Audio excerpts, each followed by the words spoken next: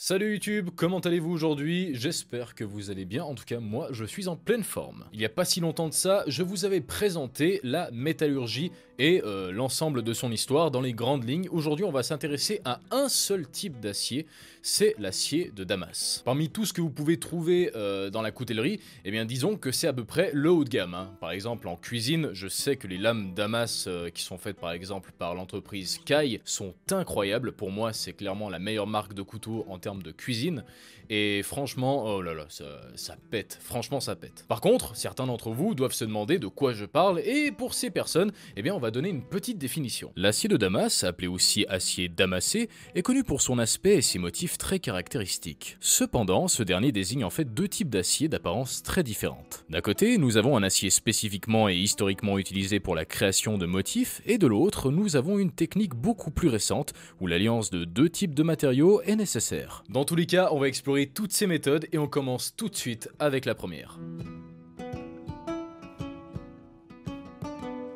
À ce jour, il existe deux théories majeures sur les origines du nom de Damas. La première repose sur les textes d'Al-Kindi, l'un des plus grands philosophes arabes, qui fait explicitement référence à la fabrication de cet acier dans la ville de Damas. Pour la seconde, certaines sources francophones pensent plutôt que l'acier de Damas était d'origine iranienne et que l'on l'a sans doute appelé ainsi en référence aux étoffes de la ville qui avaient le même aspect moiré. Mais si les Iraniens excellaient dans la fabrication de cimetères, c'est bel et bien dans la ville de Damas que l'on retrouvait la plus importante concentration d'épées droites à double tranchant fait à partir du fameux matériau. D'ailleurs, la plupart de ces épées n'étaient pas utilisées qu'en Syrie, mais aussi en Égypte, et ce jusqu'à l'époque mamelouk. En gros, c'est dans la ville de Damas qu'on retrouve le plus de ces épées faites à partir de cet acier hyper spécial, mais bien évidemment, il y a quelques petits centres de production en Perse, c'est-à-dire l'Iran actuel. Savoir d'où un produit est travaillé, c'est une chose, mais par contre, savoir d'où il vient, parce que oui, l'acier de Damas ne vient pas du tout de Damas, il vient d'un autre endroit, et c'est assez surprenant. La vérité,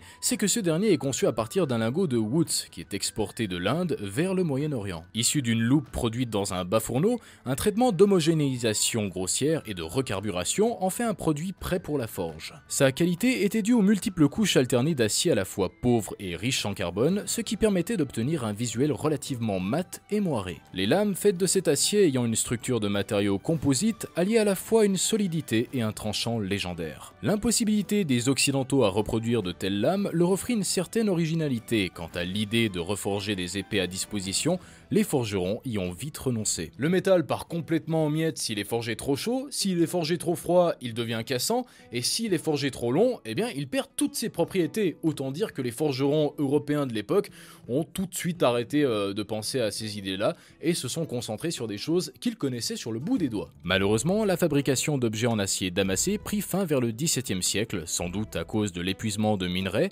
des difficultés à maintenir les routes commerciales, voire de l'insuffisante transition des techniques de création tenues secrètes. Plus tard, les tentatives répétées des forgerons occidentaux pour reproduire le Woods échouèrent jusqu'en 1823, où un dénommé Bréant proposa un lingot de qualité presque identique. Cependant, les Européens comprirent très vite que l'on pouvait obtenir un résultat semblable en apparence uniquement. Pour ce faire, ils martelaient plusieurs bandes d'acier ou de fer à teneur en carbone différentes, ce qui donna naissance à une nouvelle technique que l'on appelle le damas soudé ou damas de corroyage. Par la suite, l'ère moderne perfectionnera cette technique, ce qui permettra la création de motifs beaucoup plus élaborés et d'une précision qui aurait été irréalisable par le passé. Depuis, le damas moderne est utilisé pour la production de lames de collection ou de cuisine, notamment grâce à sa grande popularité dans le milieu artisanal. L'alternance des couches d'acier est alors mise en valeur par l'application d'une solution corrosive qui attaque certains alliages plus que d'autres et colorants les plus réactifs. Et ce que je trouve incroyable dans tout ça, c'est que l'acier de Damas est un véritable héritage de la part du Moyen-Orient,